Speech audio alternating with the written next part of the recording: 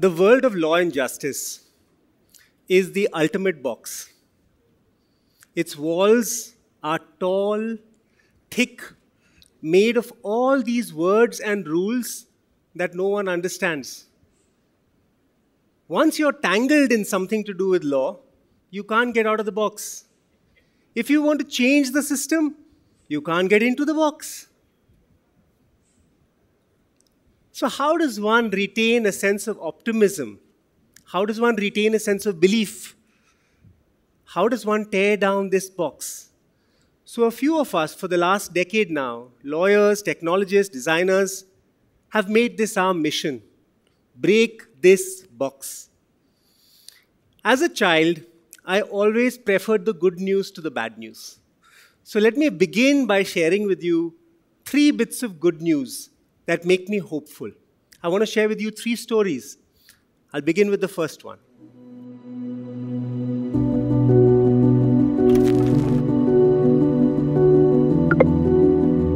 मेरा पति कभी-कभी बहुत गुस्सा करता है और उसी गुस्सा में मुझे मारता है। मैं उसे जेल नहीं भेजना चाहती हूँ, पर उसे थोड़ा डराने के लिए मैं कुछ कर सकती हूँ।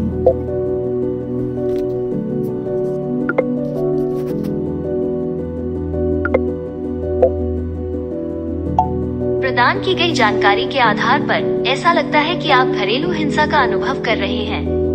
आपको घरेलू हिंसा से महिलाओं की सुरक्षा अधिनियम 2005 के तहत घरेलू हिंसा के खिलाफ सुरक्षा और सहायता का दावा करने का अधिकार है। Jagrit aims to help a person in such a situation by providing access to reliable legal information quickly and easily. What you see is a combination of AI models that are doing 2 things at the same time. One, talking to the user, whether on Telegram or WhatsApp, in their local language. These are not fixed answers pehle se likhe hue from before. These are answers that are on the spot being generated in their local language. You heard that conversation happen in Hindi, but it could just as well have been in Gujarati or Marathi or Konkani. And the second part is using something like a GPT to look at any law, any complex bit of information, break it down, almost like you're a 5-year-old, and feed it back to that language AI.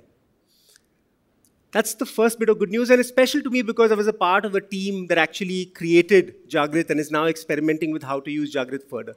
Let me give you the second bit of good news.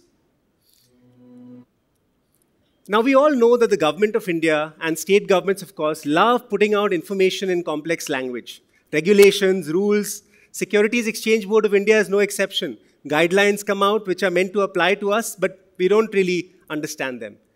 Last week, a group of people understood these guidelines without having to read them.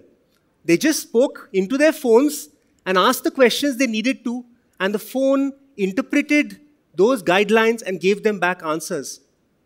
People were satisfied with over 90% of the answers, which is a huge leap forward in helping people understand what are these laws and how do they affect us. I'll share a third bit of good news, and maybe this is my favorite. The day is not far when you can have a phone that you can point to your business name, your logo, and it can tell you if that logo is conflicting with another trademark or you're going to have a problem in the law. It can tell you that. Now imagine if a tool like this was available when Sardar Baksh coffee came out. Okay? Or for that matter, my personal favorite, Burger Singh. Okay. Now, these people would have been greatly helped with a tool which they could point at their names and know, are they going to get into trouble or not? So, that day is not far when tools and products can put the power of the law and justice in the hands of people. Maybe that day is not far when everyone can actually have a lawyer in your own pocket. Now, it's a totally different matter whether you want one. But why is it important in our country to solve these problems with law and justice? Tell me, let me ask you honestly, can we say we are a free country without a functioning justice system? I don't think so. I will put this to all of you, that maybe when it comes to your education and your finances, you feel pretty sorted, you feel pretty grounded, you know what to do.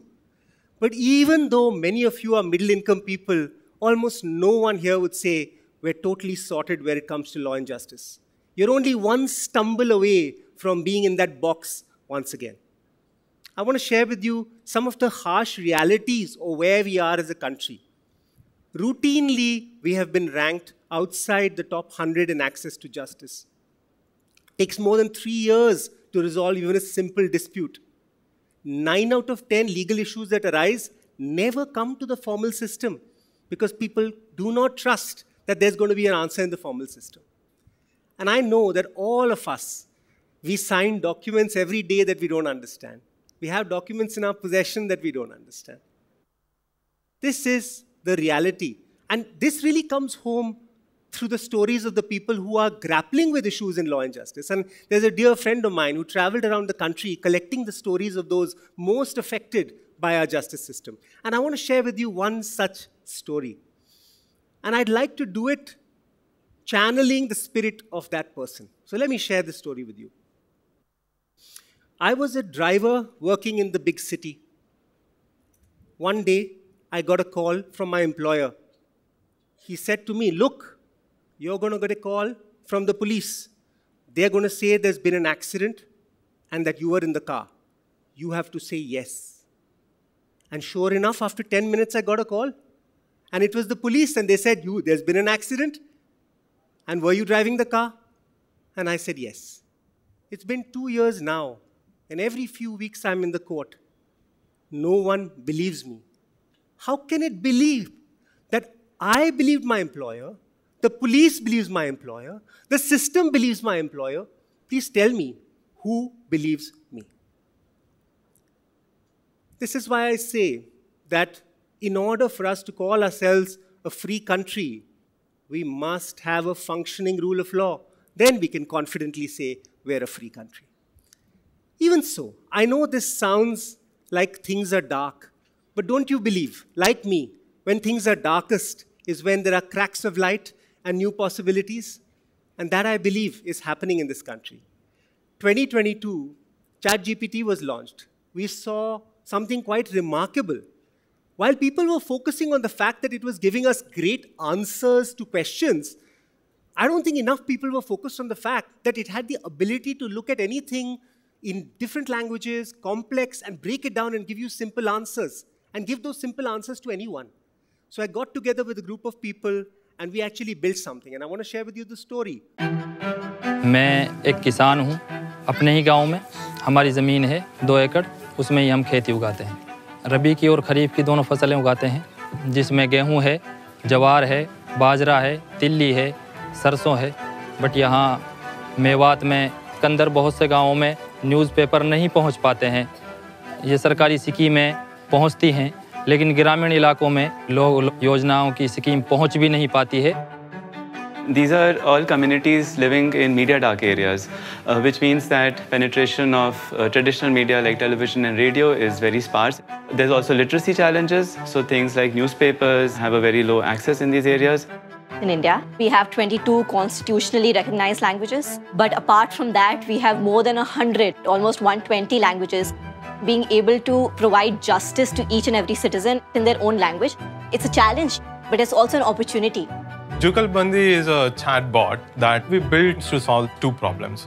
One is this linguistic divide and the technological divide. We collected millions of parallel sentences for machine translation. We collected thousands of hours of data for speech recognition. And then we built state-of-the-art models on top of it using Harshini speech recognition models and Azure's OpenAI.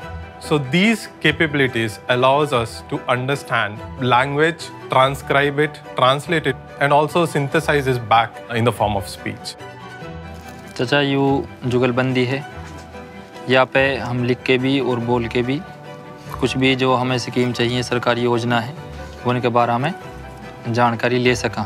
मैं किसान हूँ, मुझे सरकारी योजना कैसे प्राप्त हूँ। मेरा नाम जुगलबंदी है। मैं एक असिस्टेंट हूँ जो आपकी सरकारी योजना के बारे में जानने में और उसके लिए एनरोल करने में आपकी मदद करूँगी। तो वहाँ से हमें लिखित में भी और ऑडियो में भी दोनों तरीके से जवाब आया और किस किस डॉक्यूमेंट्स की ज़रूरत पड़ती है और किस किस फॉर्म की ज़रूरत पड़ती है।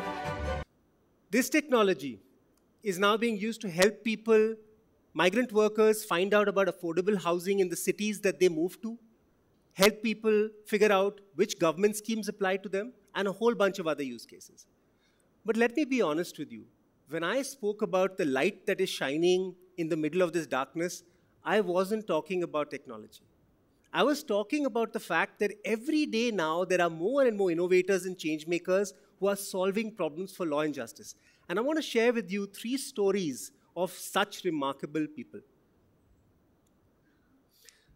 This is Rakesh and Nitesh. They are in Nandurbar, a tribal district in Maharashtra. Maybe some of you have actually been here. And what they are doing is building a network of young people who can capture stories on their phones, stories of injustice, stories of problems people are facing, and then they organize these literal movie nights. And you'll see here on the back of a charpai, they're doing a movie night where these community stories get shared and the community decides what action they want to take. Their organization is called Adivasi Jan Jagruti. This is Gabriela. Gabriela's in Goa. One day she woke up and discovered that her beautiful Molem forest in Goa, a big patch of trees had gone from that forest. It turned out that there was a train track that was being built, and one day they had cleared this big tree line. She got together with a whole bunch of friends and started the Amchem Molem campaign. The Amchem Molem campaign went on to save the Molem forest and has won several awards since then. And they used technology, they were super creative.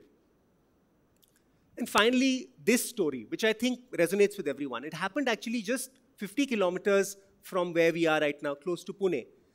A truck driver was driving his truck, and a jeep came from behind and rammed the truck. The jeep driver died. It turned out that the jeep driver was the son of the village sarpanch, the local village chief. And the village gathered to burn this man and his truck down to the ground.